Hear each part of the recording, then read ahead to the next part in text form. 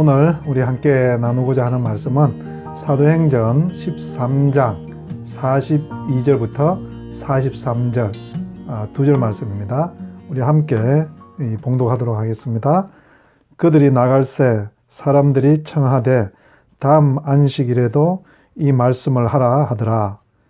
회당의 모임이 끝난 후에 유대인들과 유대교에 입교한 경건한 사람들이 많이 바울과 바나바를 따르니 두 사도가 더불어 말하고 항상 하나님의 은혜 가운데 있으라 권하니라. 아멘.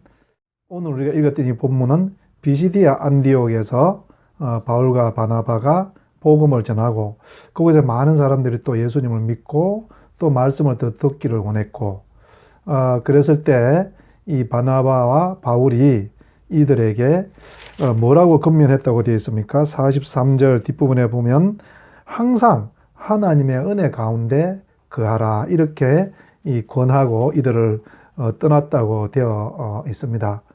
참 그때나 지금이나 우리가 신앙생활 할 때 또 일상적인 삶 가운데서도 가장 중요한 것은 이 은혜가 있는 것입니다. 우리가 늘 하나님의 은혜 의식으로 살아간다면 우리의 상황이 어떤 가운데 있을지라도 우리는 감사할 수 있고 찬송할 수 있을 것입니다. 그런데 이 은혜 안에 거하는 것과 반대되는 것은 무엇일까요? 모든 것을 당연하다고 생각하는 거죠. 그것은 나에게 그 정도는 너무 당연하다. 이런 생각이 들기 시작하면 그 사람에게서 은혜가 떠나가게 되죠.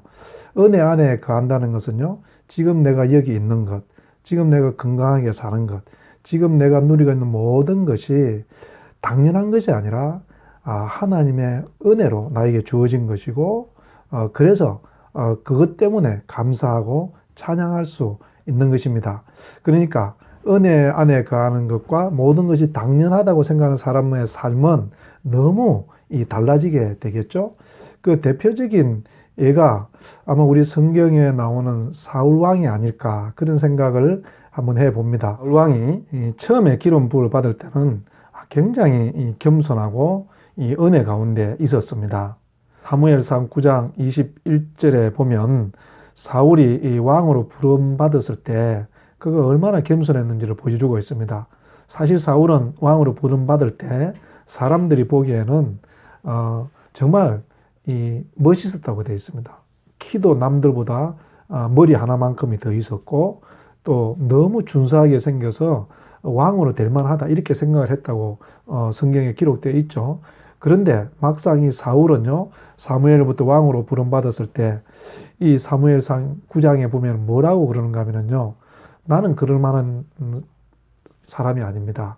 내가 속한 베냐민 지파는 이스라엘의 12지파 중에서 가장 작고 또 나의 집은 그 베냐민 지파 중에서도 가장 작고 또 나는 그 집에서도 가장 작은 자인데 내가 어떻게 이스라엘의 왕이 되겠습니까? 이렇게 정말 겸손하게 내가 왕이 될 수 없다는 것들을 고백하는 것을 보게 됩니다. 그러니 사울은 왕이 된 것은 순전히 하나님께서 나를 왕으로 세워주신 것이지 자기가 잘난 것도 아니고 자기의 가문이 잘나서 된 것도 아니고 자기의 지파가 커서 된 것도 아니라는 분명한 은혜가 있었죠.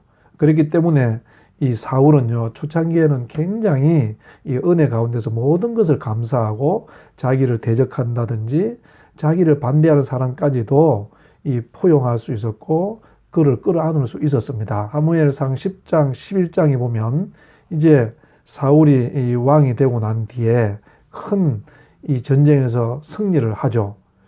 그리고 났을 때 어떤 일이 있었는가 하면요, 사울을 따르는 사람들이 사울이 왕이 되었을 때 저 작은 지파에서 저 작은 가문에서 어떻게 왕이 나올 수 있어?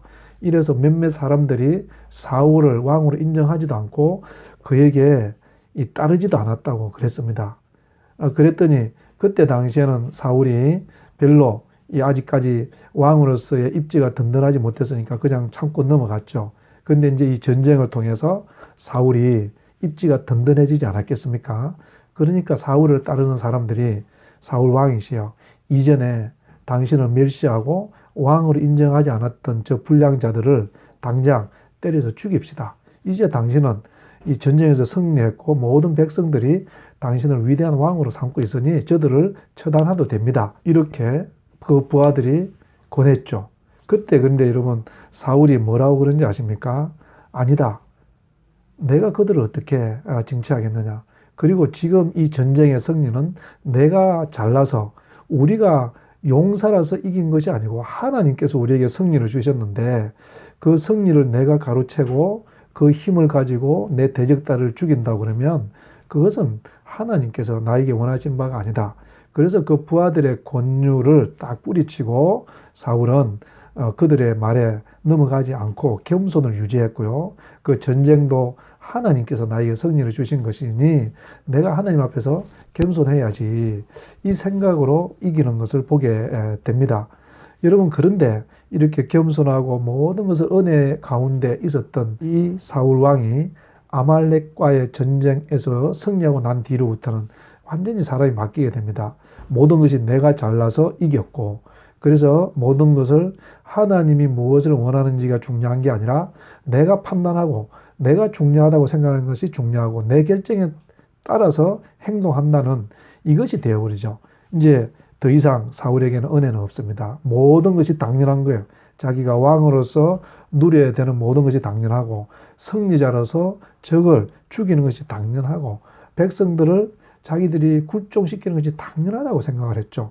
이때부터는 사울에게 은혜는 없어지게 되었던 것입니다. 그리고 하나님과 결국 멀어지게 되는 그런 사람이 된 거죠. 사랑하는 우리 형제 자매 여러분, 이제 내일이면 5월이 시작이 됩니다.